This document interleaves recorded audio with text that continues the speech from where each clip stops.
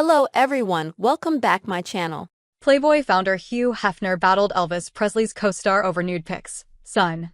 Stella Stevens was in dire need of a paycheck when Playboy came calling. The actress, who was groomed to be the next Marilyn Monroe before she made her own mark during the final years of Hollywood's golden era, died in 2023 at age 84. She's now the subject of a new documentary by her son Andrew Stevens, Stella Stevens, The Last Starlet. It features commentary by Quentin Tarantino and Vivica A. Fox, among others. Stella Stevens, the nutty professor, actress, and Elvis Presley's co-star, dead at 84 in the film, viewers learn how Stevens, who had a young son to feed, took an offer to pose nude for the magazine. It cemented her role as a sought-after screen siren, but it came at a price. She was alone in Hollywood, barely 18 years, and broke with no source of income, Andrew told Fox News Digital. A photographer and his wife came to her, and they said, "We shoot for this magazine called Playboy, and we'll pay you $5,000 if you do a layout." Stella said, "It was a job, and I needed a job. I had a child to support.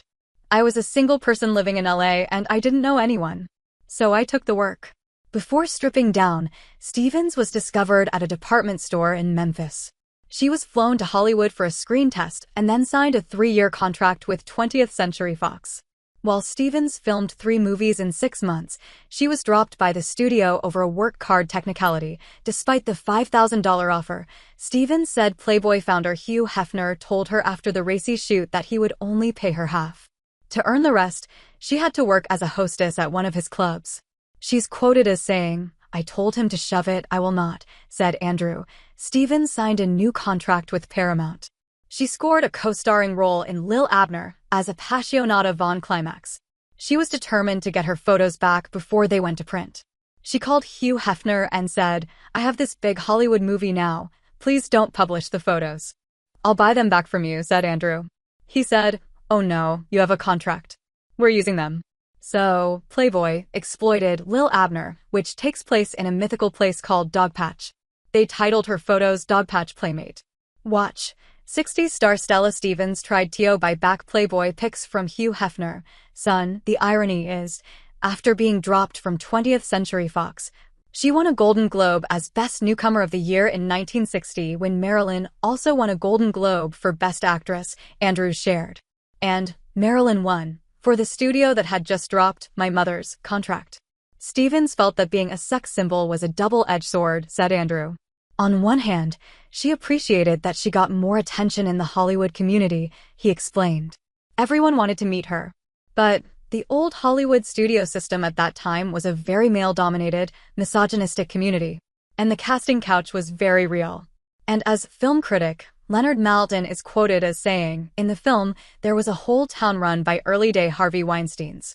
In some ways, being a sex symbol gave her a career boost," said Andrew. But on the flip side, she's quoted as saying it killed doing anything decent or legitimate after that. People wouldn't take her seriously because of this sexbot moniker that she was given. So, the more weighty and meaty dramatic roles were not as forthcoming as the more frivolous post-Marilyn Monroe type roles. Stevens was determined to be taken seriously as an actress.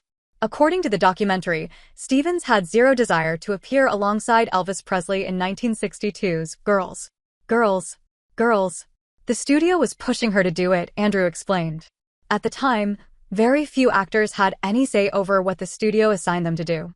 Stella quite outspokenly said, "I don't want to be the girl that Elvis Presley leaves for another girl. That's not what I have in mind for my career." She had just finished a film called Too Late Blues, directed by John Cassavetes, starring Bobby Darin, Andrew pointed out. It was this dramatic piece. That's the kind of work she was interested in doing. Not some frivolous fluff piece, although Elvis movies were very popular at the time. But nobody took him seriously as an actor, and nobody took them seriously. She was having her own struggles with trying to be taken seriously after having posed in Playboy.